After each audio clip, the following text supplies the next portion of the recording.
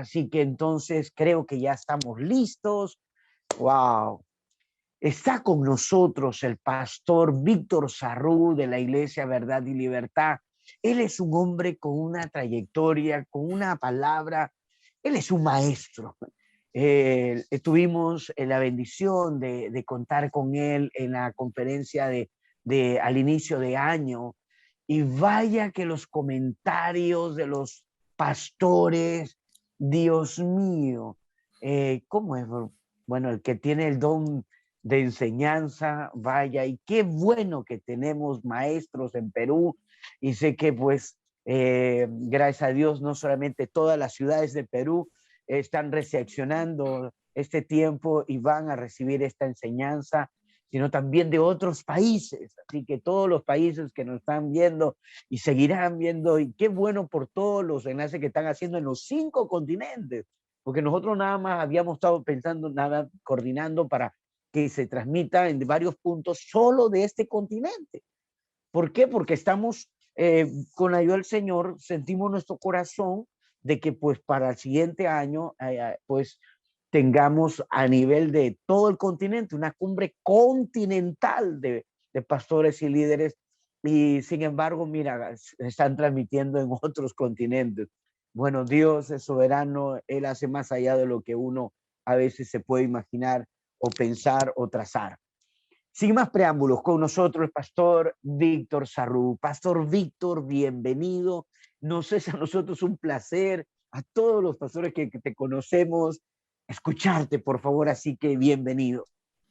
Manuel, muchas gracias. Buenas noches a todos. Y estoy comiendo, escuchando a los diferentes expositores de primera línea. Y qué lindo lo que Dios ha puesto en tu corazón, porque de eso se trata, de edificación. Así que, de parte de Dios, delante de Dios, en Cristo, hablamos para edificación. Y esta noche voy a estar compartiendo el tema que conversamos en abril acerca de percepciones y cosmovisión. Y para esto voy a compartir pantalla. Así que excelente. Vamos a estar compartiendo la palabra de Dios y también, por supuesto, algunas ideas. Quiero empezar con una historia de la vida real. Hubo un grupo de 6 invidentes que fueron conducidos hacia un elefante. Sí, un elefante. Cada uno de los hombres tocó una parte diferente y luego presentaron su descripción respectiva del elefante. El primero tocó la cola y dijo que un elefante era como una soga. El hombre que examinó la pata dijo que un elefante es como un árbol. El hombre que sostuvo la trompa dijo que un elefante es como una gran manguera de agua. El hombre que pasó sus manos sobre el costado del elefante dijo que un elefante es como una pared. El hombre que palpó la oreja dijo que un elefante es como una gran hoja flexible. El hombre que manipuló el colmillo dijo que un elefante es como un gran tubo. Miren, cada uno de estos hombres fue acertado al escribir su experiencia, pero ninguno de ellos suministró una descripción exhaustiva del elefante. Tal vez entraron ellos en una guerra de percepciones y discutieron sobre quién tuvo la razón, y en realidad ninguna de sus descripciones fue incorrecta. Sin embargo, todas fueron incompletas. Únicamente todos los relatos juntos muestran la verdadera imagen del elefante. Así que cada persona experimentó el elefante de una forma diferente, lo cual limitó potencialmente su entendimiento acerca de él. Esto es, lo que cada ciego percibió acerca de lo que el elefante era en su plenitud fue realmente solamente una expresión parcial de dicho elefante.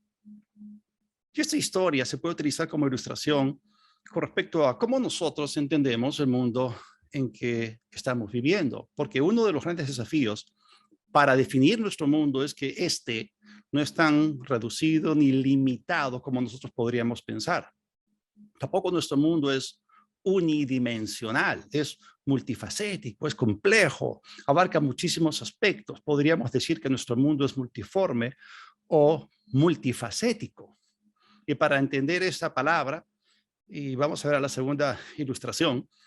Un diamante tallado con muchos lados o caras también ilustra el significado de la palabra multiforme o multifacético. A medida que uno lo gira, le da vueltas, cada lado refleja la luz de manera diferente y expresa una vista única de la piedra preciosa. Sin embargo, independientemente del lado o grupo de lados que veamos, en realidad estamos apreciando el mismo diamante. Por eso, perdemos demasiado si arribamos o llegamos apresuradamente a una sola definición simplista del mundo y luego apartamos nuestra mirada. Es preferible contemplar por largo rato y admirar el diamante de este mundo a fin de ver y apreciar cada faceta. Y la verdad es esta, nosotros podemos mirar nuestro mundo bajo múltiples acercamientos, podemos apreciarlo bajo una perspectiva sociológica, demográfica, cultural, geográfica, histórica, económica, bélica, tecnológica, innovativa, climatológica, política, poblacional, productiva, ocupacional, ecológica, ambiental, étnica, idiomática, arqueológica, etcétera. Pero en todo esto, nosotros tenemos que aprender una lección. Debemos evitar el error de la simplificación excesiva. Necesitamos aprender a separar, diferenciar, distinguir y dividir las cosas. O sea, no hay nada más que apañe la percepción que mezclar las cosas. Por eso todo debe ser considerado en su debido y apropiado lugar. Cuando cada pieza de un rompecabezas está en su lugar, podemos ver el cuadro completo con claridad. Recién allí todo encaja, allí los puntos se conectan y todo cobra sentido. Obviamente, lo que vale más es cómo ve Dios este mundo. Lo que tenemos que hacer es abrazar la perspectiva divina. Y la Escritura nos dice que los pensamientos de Dios y los caminos de Dios son muchísimo más altos que los nuestros, pero Dios nos invita a que nos trepemos a su forma de pensar y de ver las cosas. Así que esta noche vamos a enfocarnos en la perspectiva espiritual. Y quiero decir que a veces nosotros pasamos por alto o perdemos de vista muchas cosas que las damos por sentar. Es decir, es necesario colocar los puntos sobre las íes para no presuponer que la gente está entendiendo las cosas de una manera objetiva. Hay cosas que seguramente la gente nunca ha considerado. Por eso es necesario que nosotros hablemos acerca del proceso, la dinámica o el mecanismo de la percepción. O sea, ¿cómo funciona la percepción? ¿Qué cosa es? Y quiero decir esto. Yo soy ingeniero electrónico de la Universidad Nacional de Ingeniería. A mí me enseñaron a ser analítico, ¿ok? Y también podemos ser analíticos con respecto a la escritura, porque el Espíritu Santo inspiró cada una de las palabras que están registradas ahí. Y nosotros tenemos que ser precisos en la forma en la cual nos expresamos. Es importante que nosotros utilicemos las palabras correctas para expresar las realidades espirituales, para no comunicar confusión a la gente. Porque la Escritura, la Biblia utiliza palabras y términos precisos y exactos cuando define las verdades contenidas en ella. ¿Y por qué tenemos que ser precisos y exactos cuando comunicamos la verdad de Dios al pueblo de Dios? Porque nos encontramos, de acuerdo con la Biblia, en la era del engaño y del temor. O sea, tanto el Señor Jesús como el apóstol Pablo nos alertaron con respecto a estos tiempos. Jesús dijo en Mateo 24, miren que nadie los engañe. Y también dijo, no se turben en ninguna manera. O otra traducción dice, no se alarmen. Y el apóstol Pablo dijo en 2 de Tesalonicenses 2, nadie los engañe en ninguna manera. Ahora, nosotros sabemos que Satanás es un engañador, es el padre de la mentira. Y este mundo está lleno de engaño.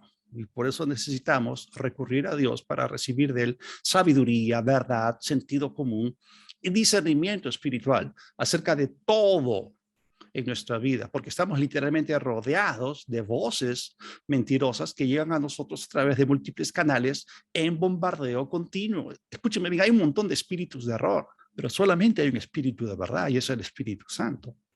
Así que para entender mejor el asunto de la percepción y de la cosmovisión, vamos a remontarnos al inicio de todo. Vamos al libro de Génesis. En Génesis capítulo 3, en el versículo 1 dice, pero la serpiente era astuta más que todos los animales de campo que el Señor Dios había hecho, la cual dijo a la mujer, con que Dios les ha dicho, no coman de todo árbol del huerto. Ahora, todo empezó en el huerto del Edén, en el escenario original de la tentación, cuando la serpiente se acercó a Eva y le dijo, con que Dios les ha dicho. Y miren, todo el engaño de este mundo empezó cuando se desafió abiertamente la integridad de la palabra de Dios y su credibilidad. Y por supuesto, detrás de esto también se estaba cuestionando la bondad de Dios. Y por eso nosotros necesitamos conocer bien la palabra de Dios para no ser engañados como Eva.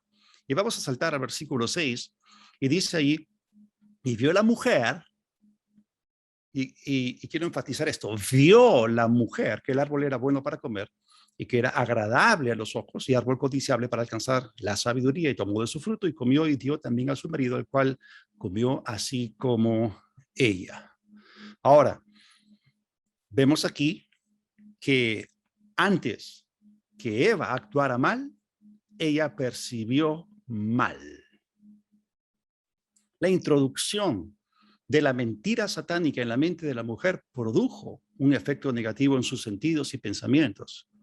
Y aquí tomó lugar, sí, en la mente de la mujer, una mezcla de verdad y mentira, lo cual nubló sus sentidos y la llevó a actuar erróneamente. O sea, ¿cuál fue el efecto de la mentira en su mente? Corrupción en su percepción.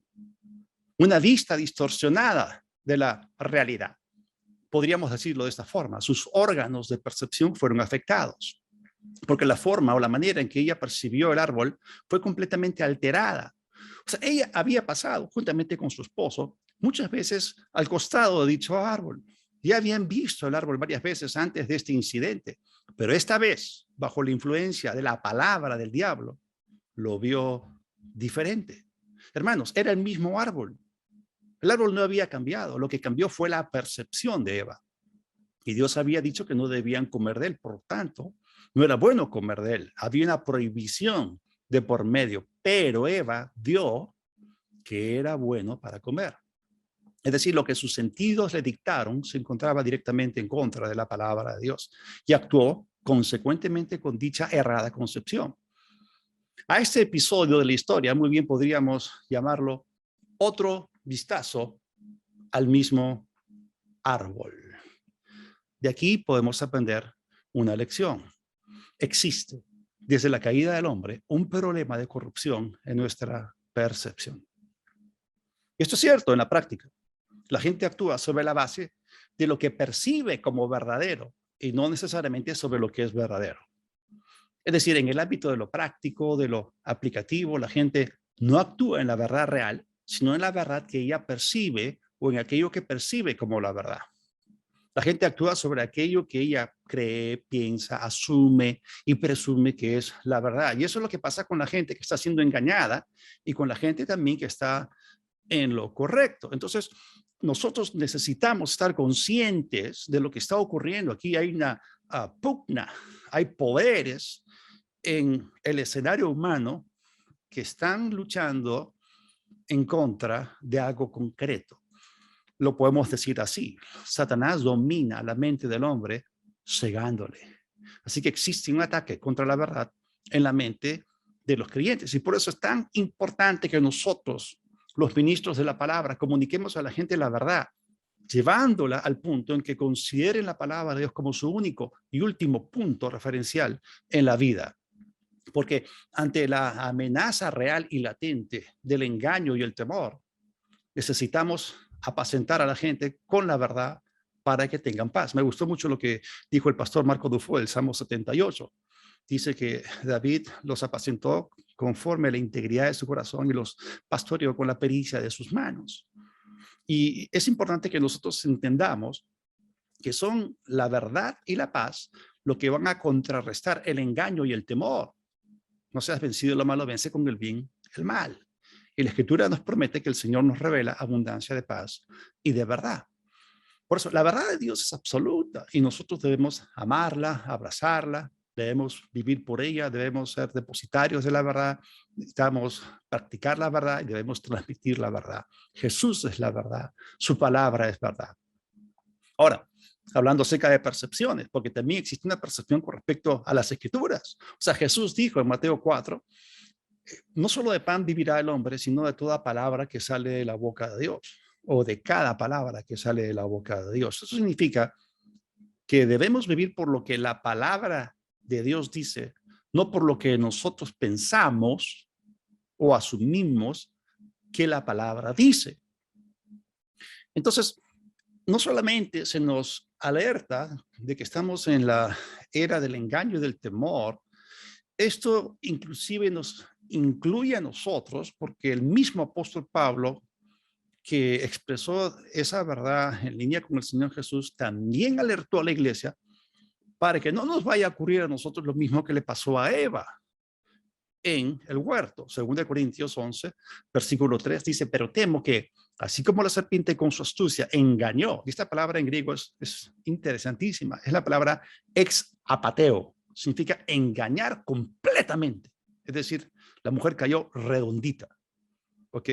El diablo hizo un trabajo limpio, o el trabajo sucio lo hizo limpiamente, si se puede decir así. Y con su astucia engañó a Eva.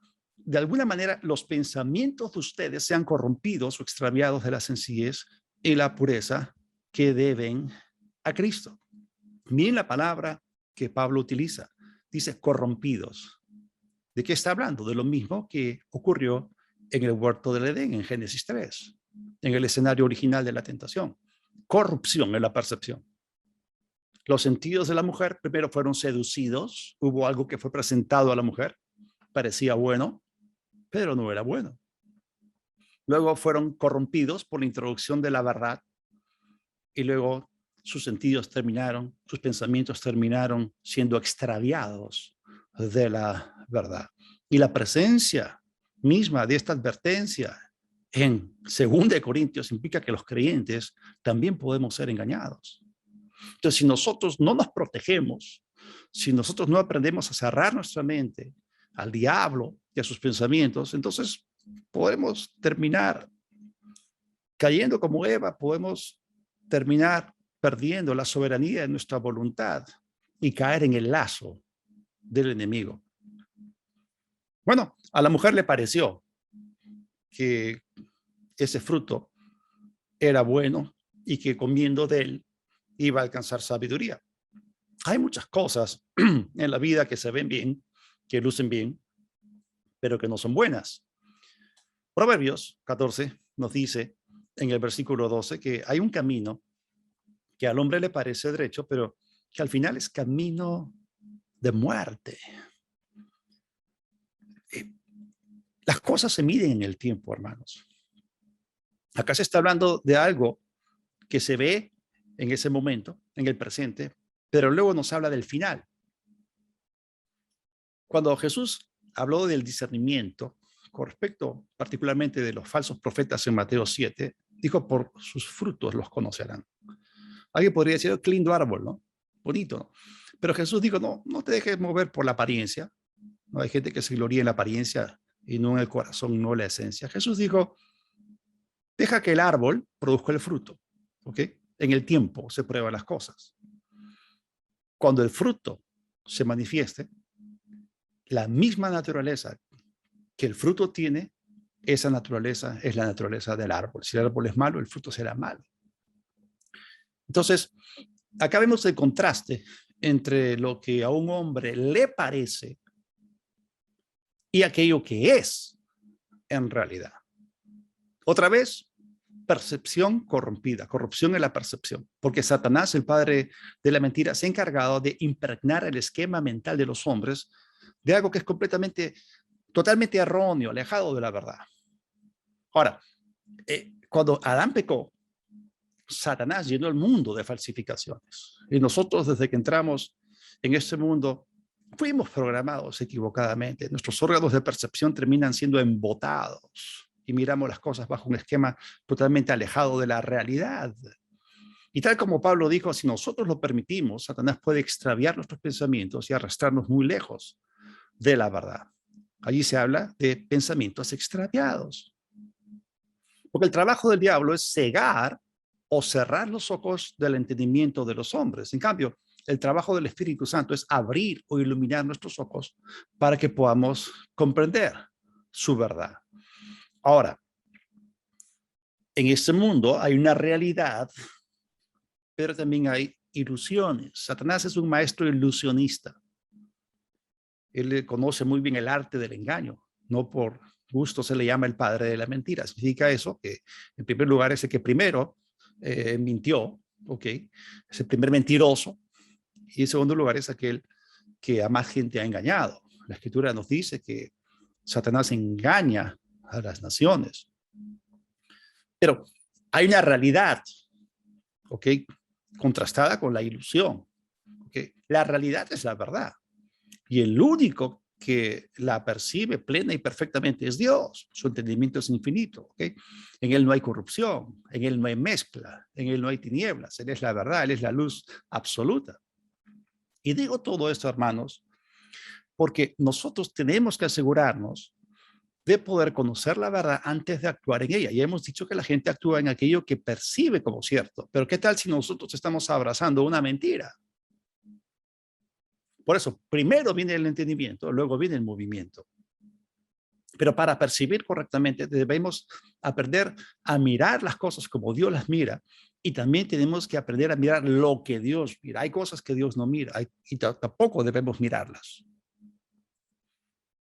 Por ejemplo, Dios siempre mira el cuadro completo. Nosotros a veces tenemos una vista míope, muy corta, que se queda corta. Tú no puedes decir, esta es la verdad acerca de una imagen de un rompecabezas de 1000 piezas. Si tú tienes un rompecabezas de 1000 piezas y tienes 1, 2, 3, 4, 5 piezas, tú puedes decir, esta es la verdad. No, esa no es la verdad. Esa es solamente una porción de la verdad. Cuando tienes todas las piezas, recién tienes el cuadro completo. Y esto es sumamente importante. Tenemos que aprender a ver el cuadro completo. Otra cosa que Dios ve y contempla es la perspectiva eterna. A veces nosotros estamos horizontalmente orientados, pensamos solamente en términos del tiempo, pero Dios contempla siempre la perspectiva eterna. Otra forma en la cual Dios ve es que siempre Él mira la esencia de las cosas, ¿no? Nosotros podemos ver que hay una gran diferencia entre estas cosas. Por ejemplo, Dios ve el fondo, pero el hombre mira la forma. Dios mira la realidad, pero el hombre mira la apariencia. Dios mira el interior, pero el hombre mira el exterior. Dios ve la sustancia. Nosotros miramos la fachada. Dios mira el contenido. Nosotros miramos el formato, ¿no? La forma, ¿no? Dios mira el corazón. Nosotros miramos el rostro. Nosotros vemos que hay gente que se gloría en las apariencias, pero no en el corazón. Dios ve la integridad en el corazón. Pero muchos hombres buscan solamente imagen. Hollywood busca imagen, pero en la Escritura se nos llama a buscar la integridad. Dios también mira lo invisible. Nosotros muchas veces vivimos por vista. Nos apoyamos en el sentido de la vista. Dios mira todo, por supuesto, en línea con su palabra. ¿Lo hacemos nosotros? Dios mira siempre posibilidad. ¿Somos pesimistas o somos optimistas? Dios siempre mira la solución. ¿Y nosotros qué cosa miramos? ¿Qué cosa hablamos? ¿Estamos morando en el aspecto negativo de la vida? Dios siempre mira con ojos de amor y misericordia y de compasión.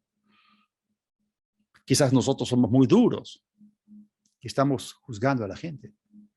Dios siempre mira con pureza. Dios siempre mira potencial. Y Dios siempre mira la victoria. Y es bueno en este momento recordar lo que Dios le dijo a Samuel cuando fue a Belén para ungir al que sería el segundo rey del periodo del Reino Unido en Israel.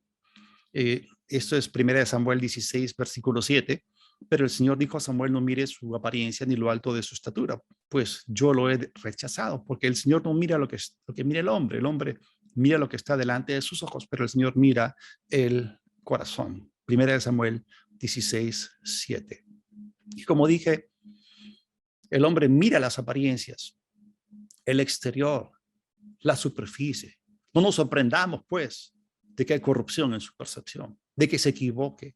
Pero Dios mira el corazón, la naturaleza, la esencia, la raíz, la fuente. Dios mira el origen. Nuestra pregunta surge acá. La pregunta surge acá. ¿Estamos acostumbrados a mirar la esencia de las cosas, la raíz, el origen, la fuente? ¿O nos dejamos llevar solamente por lo externo? Por eso la frase, las apariencias engañan, es cierta. Porque como alguien dijo, ¿no? Rostros vemos, pero corazones no sabemos. Así que hay una realidad y lo real no es lo que a nosotros nos parece. Lo real es lo real, lo verdadero, lo original, y no la falsificación. O sea, se trata de tener la percepción correcta. Y la única manera es con la ayuda de Dios, que tiene la percepción pura y completa de las cosas. Y para ayudarles, para darles herramientas para comprender el asunto de la percepción, vamos a ver en Hebreos, el capítulo 11, versículo 3, donde se nos dice que por la fe entendemos haber sido constituido el universo por la palabra de Dios, de modo que lo que se ve fue hecho de o a partir de lo que no se veía. A una persona promedio le preguntamos qué cosa es para ella la realidad. Entonces, inmediatamente se va a apoyar en el testimonio de sus sentidos. Para una persona lo real es lo que ve, lo que toca, lo que puede oler, lo que puede sentir. Yo me acuerdo hace años cuando trabajaba como ingeniero en una empresa, había un técnico que estaba trabajando en mi oficina y yo le estaba predicando el evangelio y le hablaba de las cosas invisibles. Y él me decía que yo estaba loco de remate. Entonces yo le decía, Orlando, no es que yo esté loco, sino es que tu percepción llega hasta aquí nomás. Y yo ponía mi mano en el suelo. Es decir, él estaba consciente solamente del mundo visible, físico, tangible. Pero hay otro mundo, hay otro ámbito, hay otra dimensión. Y la verdad es que lo que se ve no es la realidad. Lo que se ve fue hecho a partir de lo que no se veía. Lo que no se ve es más real que lo que se ve, porque lo visible fue hecho a partir de lo invisible. Y acá se está hablando de dos dimensiones completamente diferentes, dos mundos, dos ámbitos o realidades. Tenemos el ámbito espiritual con la realidad de todo lo que él contiene y el mundo natural en el cual nosotros fuimos insertados. La verdad es que hay mucho más de lo que vemos con nuestros ojos. O sea, que no se vea algo no significa que no existe. Tú podrás decir, bueno, no me consta, ¿no? Bueno, pero si Dios lo dice y está escrito, entonces yo lo acepto como una realidad porque Dios no puede mentir. Y la verdad es que existen cosas invisibles y ellas constituyen la mayoría. Porque los seres y las cosas espirituales son muchísimos más numerosos que los visibles. Y es aquí que tenemos que mencionar algo que no es popular. Alguna vez en su conversación diaria, alguien toca el tema de, y bueno, ¿y qué has percibido últimamente? O sea, ¿y qué has visto en el mundo del espíritu? ¿Alguna vez alguien conversa con ustedes acerca de andar en el espíritu? O sea, no son cosas populares. Eso no está en la boca de la gente. Pero quiero tocar algo que no es popular. El apóstol Pablo lo llama discernir espiritualmente. Discernimiento es la capacidad de ver más allá de nuestros sentidos. Ahora, y es aquí que tenemos que trazar una línea de separación. Existen dos tipos de conocimiento. En primer lugar está el sensorial, el cual nos viene por nuestros 5 sentidos que están en nuestro cuerpo físico. Dios colocó en nuestro cuerpo diferentes sensores que tienen la capacidad de recibir información selecta. Es decir, ya sabemos cuáles son nuestros sentidos. Tenemos la vista, tenemos el olfato, tenemos el gusto, tenemos el tacto, tenemos la audición. Estos sensores captan diferentes clases de información y toda ella combinada ingresa a nuestro cerebro y proyecta en nosotros, nos da una impresión del mundo físico. Eso es el conocimiento sensorial, pero también hay otro conocimiento que es mucho más alto, más elevado. Es el conocimiento por revelación, que nos lo imparte el Espíritu Santo directamente a nuestro espíritu. Así que si vamos a hablar acerca de percepciones, tenemos que empezar hablando acerca de los órganos de la percepción, porque si no, no tenemos una base segura sobre la cual caminar. Miren, vamos a definir al hombre tal como Dios lo creó. El hombre es un ser tripartito o tridimensional. O sea, la Biblia divide al hombre en tres partes: espíritu, alma y cuerpo, y cada una de ellas es diferente, funciona diferente, aunque las tres están interconectadas, son interdependientes, están interrelacionadas. Sin embargo, cada una tiene una función concreta y específica. Por eso dije que es importante que nosotros utilicemos términos precisos para evitar que la gente se confunda. Con mi espíritu contacto a Dios y el mundo espiritual. Con mi alma contacto el mundo intelectual, y con mi cuerpo contacto el mundo físico, natural, sensorial o tangible. Es decir, se lo voy a colocar de esta manera. Ya les dije que yo soy ingeniero. ¿Okay? Mi cuerpo es la interfase con la cual yo contacto con este mundo físico, porque encaja perfectamente. Tiene el mismo protocolo. ¿Okay? Mi cuerpo fue hecho para relacionarse con el mundo físico. Ahora, cada parte de nuestro ser tiene facultades y es capaz de funcionar bien en su lugar apropiado de operación. Y vamos a empezar con el espíritu. Las facultades del espíritu son la intuición, la conciencia y la comunión. Es en nuestro espíritu que percibimos las realidades invisibles del mundo espiritual. Nuestra intuición tiene que ver con el conocimiento revelado. Nuestra conciencia contiene el elemento moral. Y la comunión tiene que ver con nuestra adoración a Dios en espíritu y en verdad. Luego, las facultades del alma son conocidas como la voluntad, la mente y las emociones, es decir, la capacidad de decisiones, los pensamientos y los sentimientos. Y las facultades del cuerpo ya las hemos descrito, son las de los 5 sentidos físicos. Y como dije, cada una debe operar en su lugar apropiado. Ahora, entendamos esto. Dios opera a través de nuestro espíritu, pero Satanás opera a través de nuestras mentes y sentidos físicos. Así que si nosotros queremos percibir correctamente en modo protegido para no ser engañados por el engañador y mentiroso, si queremos percibir correctamente las cosas de Dios y la verdad, necesitamos aprender a separar lo espiritual de lo anímico y de lo carnal. Solamente así no caeremos en confusión. Por ejemplo, existe una gran diferencia entre vista y visión. ¿Cómo es esto? Ustedes conocen seguramente la historia en Hechos capítulo 9, cuando Saulo de Tarso, un fariseo, perseguidor de la iglesia, él se estaba dirigiendo con cartas de los sumos sacerdotes a Damasco para perseguir a la iglesia. Y de repente tuvo un encuentro con el Señor resucitado. Jesús se le apareció, fue una visión espiritual. Varios hombres lo acompañaban, todos vieron una luz, y solamente él pudo ver al Señor Jesús y escuchar lo que el Señor Jesús le decía a los demás. Vieron la luz y escucharon palabras, pero no entendían nada. Pero vemos aquí que Jesús se le apareció, Saulo cayó en tierra y cuando se levantó, había perdido la vista. Luego fue introducido a Damasco y él comenzó a orar y vio en visión a alguien llamado Ananías que venía y oraba por él. Interesante, una persona que se quedó ciega, que no tenía vista, pero estaba viendo en el espíritu, tenía visión. Pues hay una gran diferencia entre ambos conceptos. El rango visual de la vista y el de la visión son completamente diferentes. El rango visual de la vista se limita a lo físico, a lo natural, a lo visible, a lo tangible, a lo presente. En cambio, el rango visual de la visión es mucho mayor, mucho más amplio.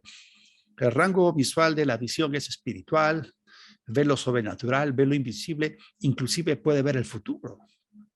Por eso existe una gran diferencia entre los sentidos físicos y la intuición espiritual, y no debemos confundirnos.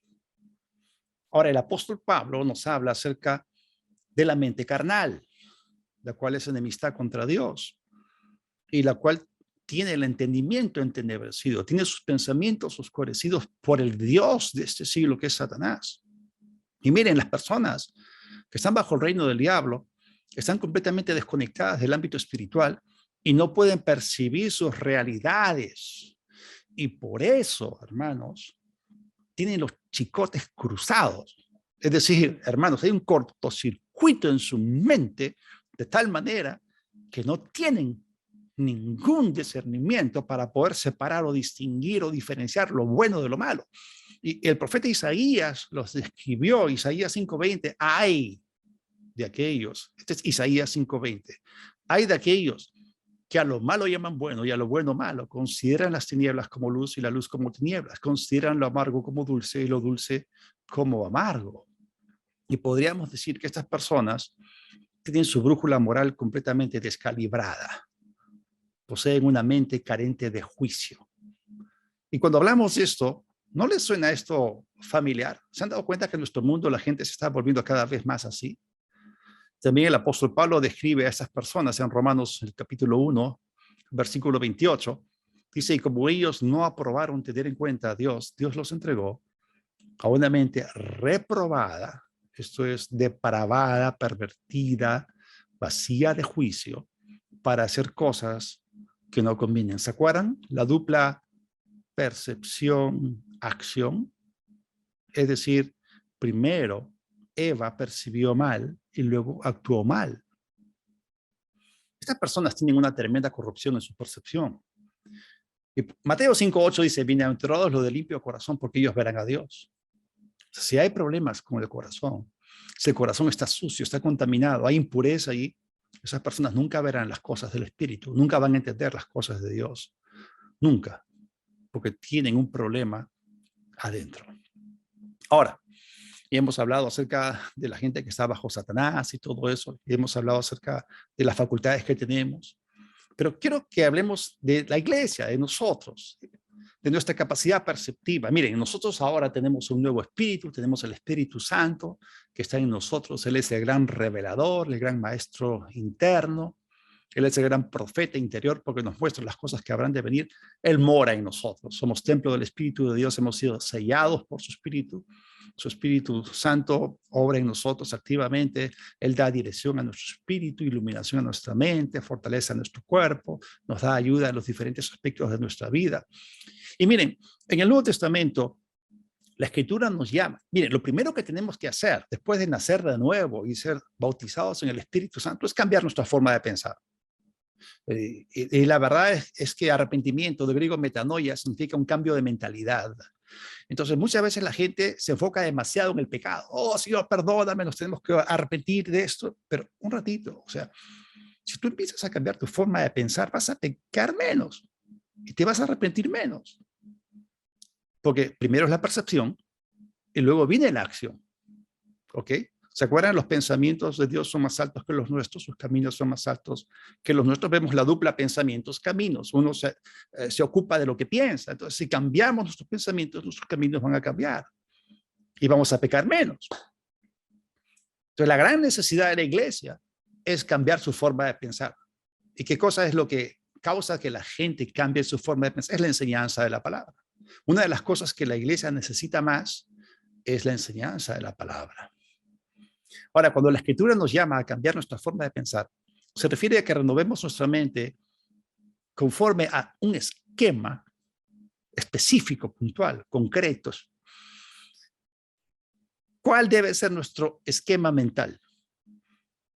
Tenemos que renovar nuestra mente conforme al esquema o modo de pensar impregnado, particularmente en las epístolas del Nuevo Testamento, porque es en las epístolas que está nuestro lugar de victoria en Cristo. Allí están las palabras dirigidas específicamente a la iglesia en el pacto en el cual estamos, en la dispensación de la gracia y con respecto al plan y propósito de Dios para este tiempo conocido como la era de la iglesia. Así que estamos hablando de la capacidad que tenemos nosotros como iglesia, como creyentes, para percibir. Y para eso vamos a ir a este pasaje y lo voy a ir explicando poquito a poquito. ¿Ok? Vamos ahí.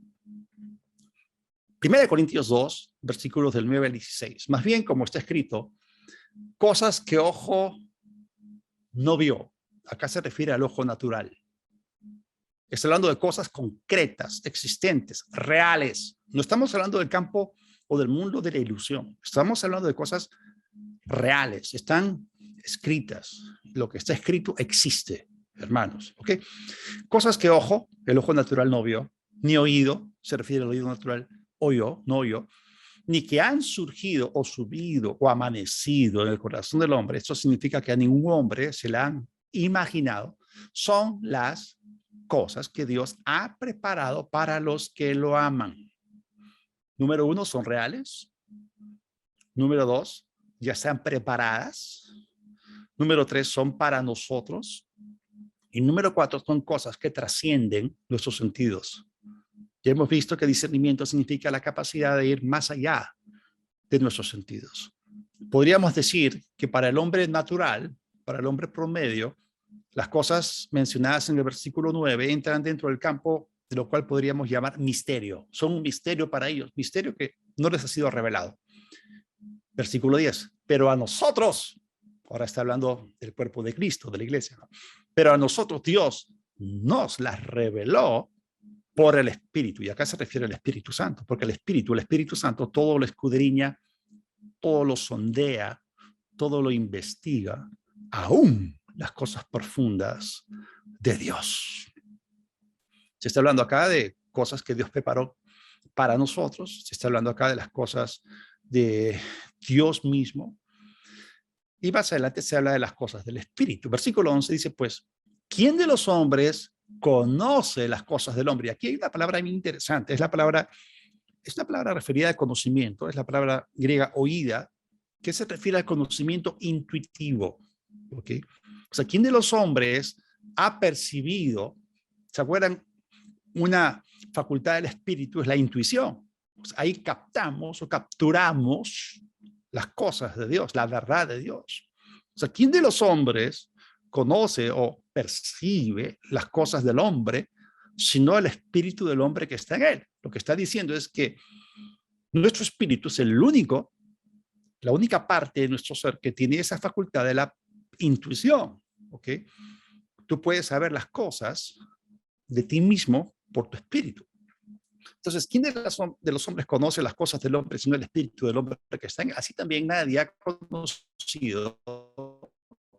Y acá hay otra palabra, es la palabra griega ginos, que se refiere a un conocimiento diferente, un conocimiento espiritual. Así también nadie ha conocido experimentalmente las cosas de Dios, sino el Espíritu de Dios. Sigamos leyendo. Versículo 12.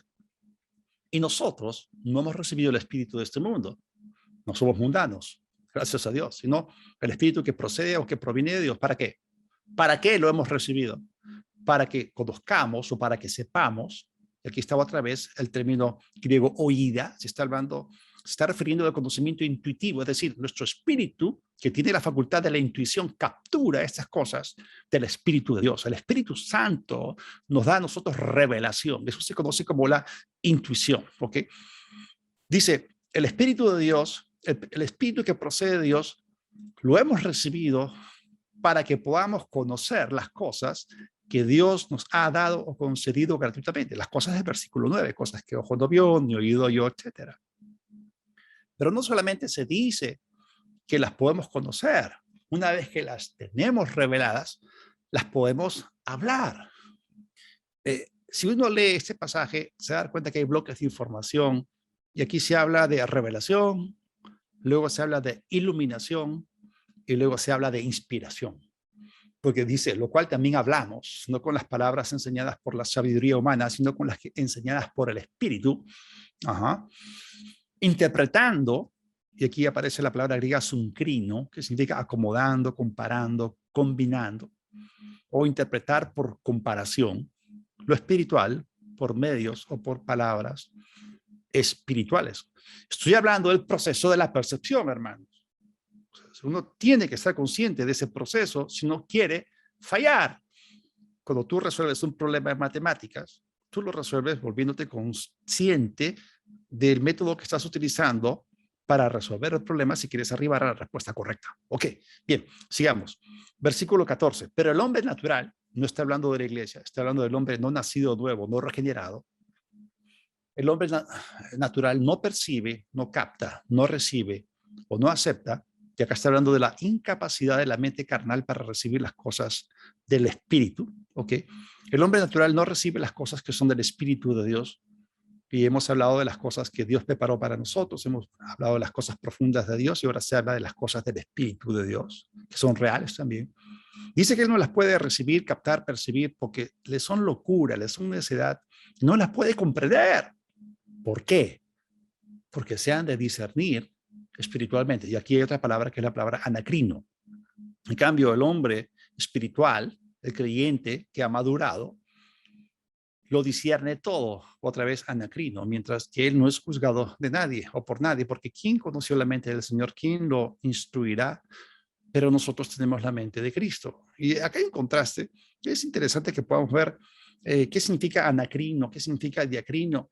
Eh, las palabras compuestas en griego vienen normalmente con una raíz y también pueden tener un prefijo o un sufijo. En este caso son prefijos. Está el prefijo diacrino, viene con el prefijo dia, o anacrino viene con el prefijo ana. Entonces, ana significa de arriba, de lo alto.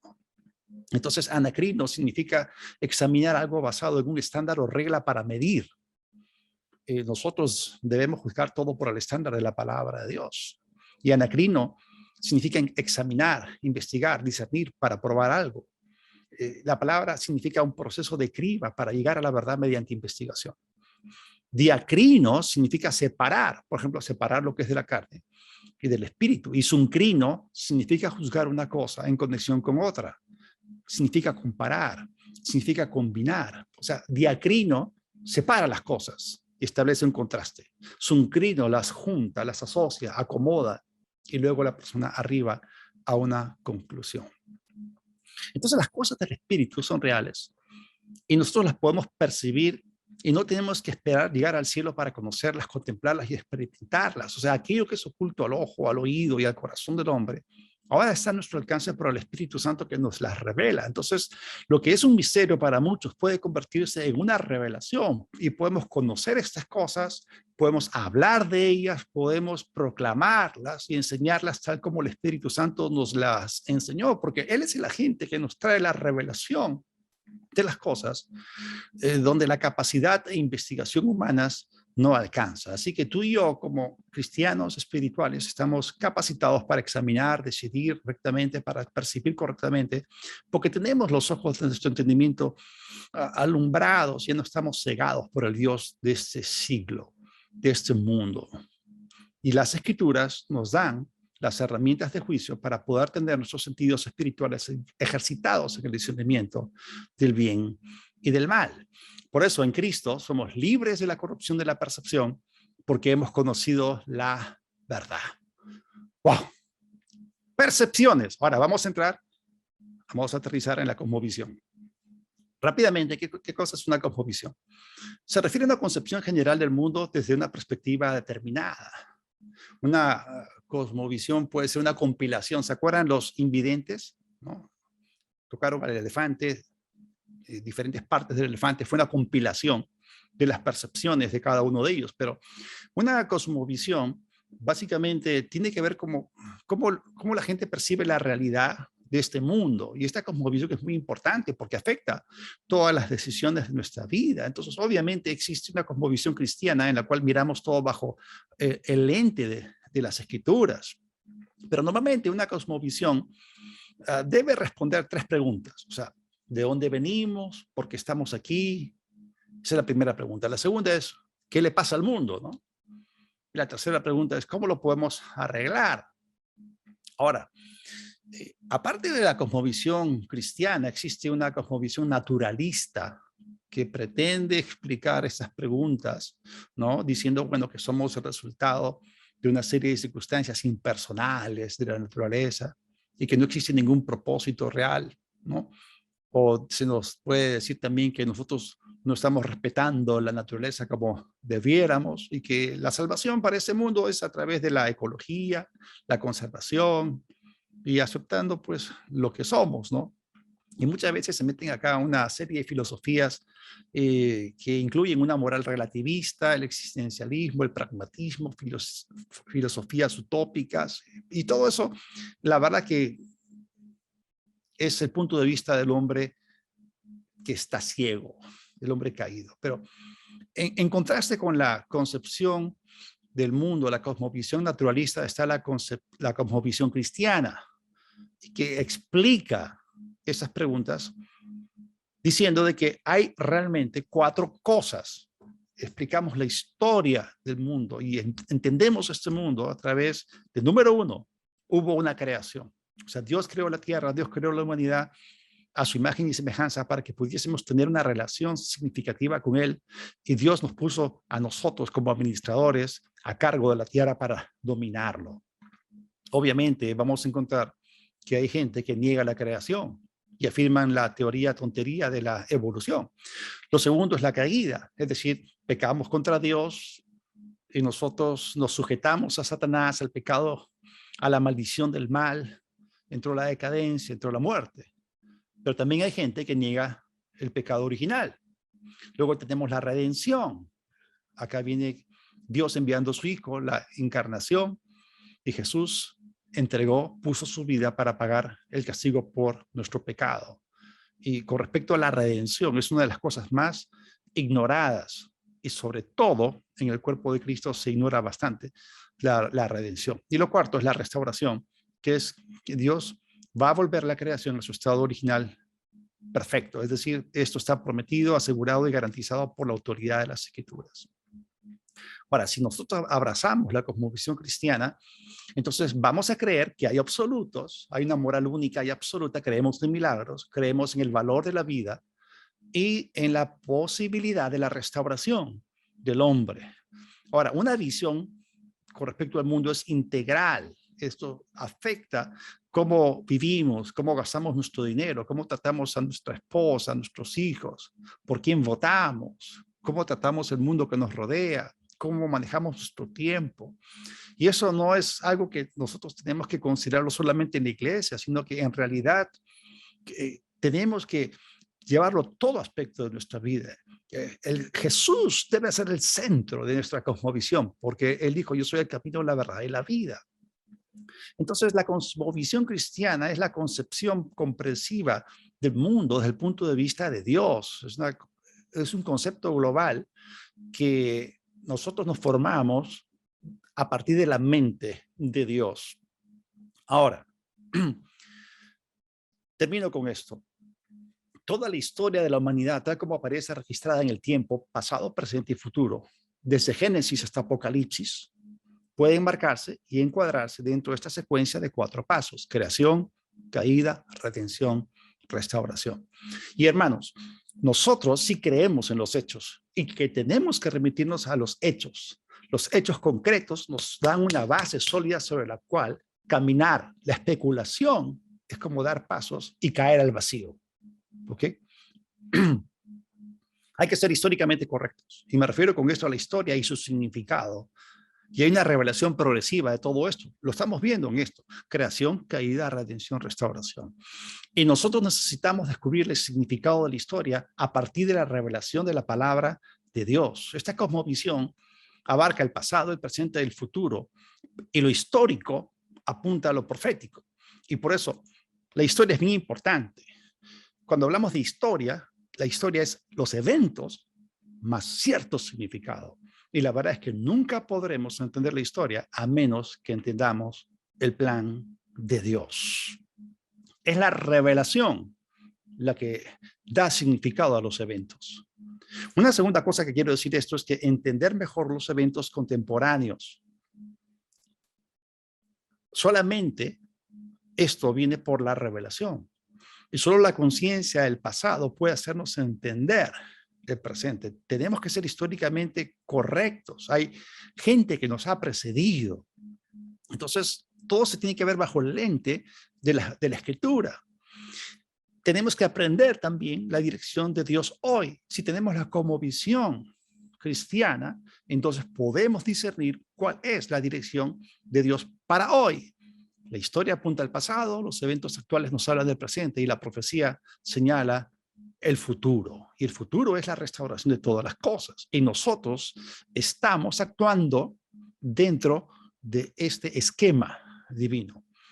Ahora, hay que aprender las lecciones pasadas, hay que sacar provecho de las experiencias del pasado. Aquellos que no conocen la historia están destinados a repetirla. Y es más fácil aprender los eventos de la historia que aprender lecciones de historia. Y es cierto, si no aprendemos las lecciones de la historia, entonces vamos a fallar en lo que Dios quiere para con nosotros. Lo quinto es que podemos ser inspirados por relatos de fe, coraje y éxito de grandes hombres que nos han precedido para seguir adelante y alcanzar aquello que Dios quiere para con nosotros. También tenemos que aprender a apreciar nuestra herencia. Nosotros no somos nuevos en esto. O sea, ya hay una gran herencia, gente que nos ha precedido, porque nuestra libertad cristiana, nuestra Biblia llegaron a nosotros por el precio de la sangre de mártires. También tenemos que aprender a observar los patrones, condiciones y características del crecimiento y alcances de la iglesia, hermanos.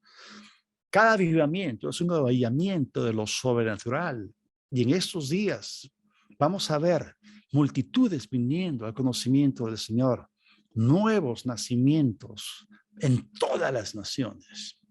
Tenemos que aprender también cómo la verdad permaneció firme frente a la prueba del tiempo, porque se ha tratado de apañar la verdad, pero la verdad echada por tierra se levantará otra vez, porque nada podemos contra la verdad, sino por la verdad. También podemos aprender la habilidad del cristianismo para recuperar fortaleza, aún en los tiempos de pandemia, en los tiempos en los cuales nos encontramos aquí. ¿Y saben qué?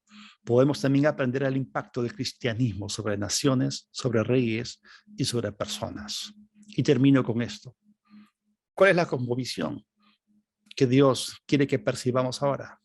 Bueno, en Mateo se nos dice, en la parábola del trigo y la cizaña, que el mundo es como un campo de cultivo, que hay una pugna entre dos reinos por las almas de los hombres. Así que nuestro enfoque debe estar puesto en el precioso fruto de la tierra. Y hermanos, debemos seguir yendo por ellos. Vamos a orar. Padre, te damos gracias porque tenemos tu Espíritu Santo. Y tú nos guías, Señor, a cada uno. Yo te agradezco por la participación de cada uno de los expositores porque han hecho una contribución única y es complementaria. Y Señor, te damos gracias por darnos a nosotros el cuadro completo. Ayúdanos. Tú nos has dado dones, talentos, habilidades, hay llamados. Tú desde el ámbito del Espíritu lo orquestas todo. Tú lo diriges todo y a cada uno nos has dado tu gracia, una capacidad, la gracia para servirte, para edificar. Que cada uno pueda funcionar en su lugar de especialización por el Espíritu Santo, para que podamos alcanzar tus cometidos en este tiempo. Te damos las gracias y la gloria por todo en el nombre de Jesús. Yo quiero darle las gracias por permitirme compartir esto. Les estoy dejando este material, este PDF, se los voy a dejar, ahí están mis datos, cualquier cosa. Estamos a su disposición, estamos para servirles. Que Dios los bendiga. Gracias, Pastor Manuel. Wow.